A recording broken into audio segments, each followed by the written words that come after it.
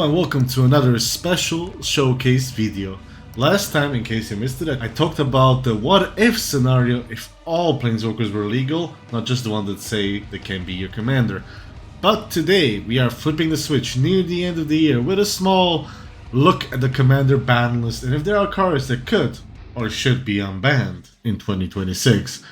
I'm not here to talk about separating the ban list for cEDH and so on, since I don't believe that would be a good idea. And you can find the ban list and the brackets, etc.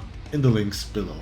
Striking up a good balance of what can be unbanned is not always easy, so we will look at cards that have similar effects and will not warp the landscape. And thus, we'll start with Yawgmoth's Bargain, an enchantment for 4 and 2 black that skips your draw step and a single ability, pay 1 life, draw a card. Anytime, any turn.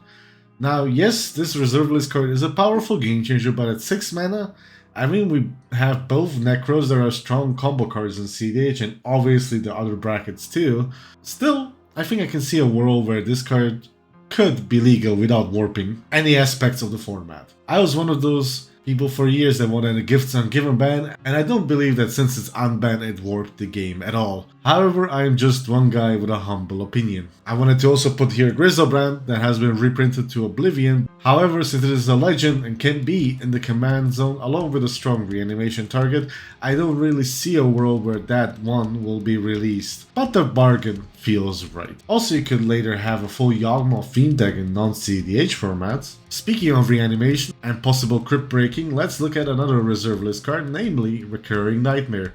An enchantment for 2 and a black for the simple line, sacrifice a creature, return this enchantment to its owner's hand, return target creature card from your graveyard to the battlefield.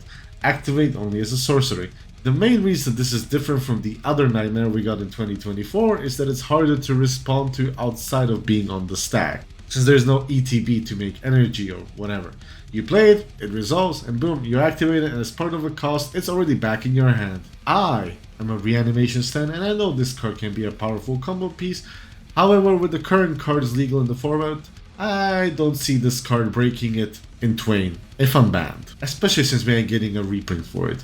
I think it is a safe card to release to the masses. Following that revelation, let's follow the color pie all the way to green to a creature that is also a strong reanimation target, but unlike his land-breaking cousins, this one I think is safe for most brackets.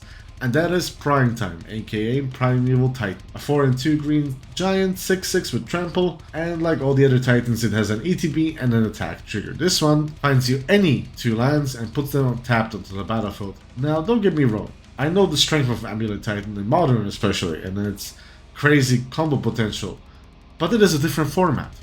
We are in a 100 card singleton format and I don't really see Primeval Titan breaking any of the brackets to dust. Ramp already exists and there are some more insane land tutors and cards in casual.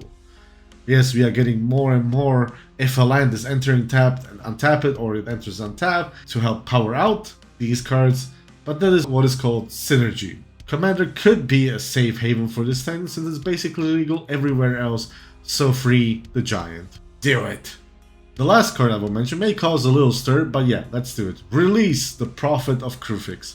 For those that don't know, it's a 2/3 human wizard for free and a green and a blue that has untap all creatures and lands you control. During each other player's unstep, you may cast creature spells as though they had flash. Many will know that this is not as powerful as Seedborn Muse, especially when you're looking at it in cEDH, and that's why it's fine. There are more broken and cheaper cards that allow you to cast anything, not just creatures at instant speed. And Seedborn Muse is free to roam mostly in green-blue X decks. I know all these are powerful cards, and yes, I get why it was banned, but times are changing and power creep is a thing. And in an ever-evolving world, I think it will just be fine, even if it's just for a trial period. That is what game changers are for, right? To be monitored and discussed, and this one yearns for sweet release, along with all of its other friends that I mentioned today. But will any of these be unbanned? Well, only time will tell when the panel gives us another update in 2026. But I believe the cards I chose to showcase here to you, dear viewers, have the best chance at freedom. The rest of the ban list can actually stay unchanged. And with that, remember to subscribe and ring that notification bell to stay up to date with new releases so you do not miss the juicy, fun stuff. and I will see you all behind the veil.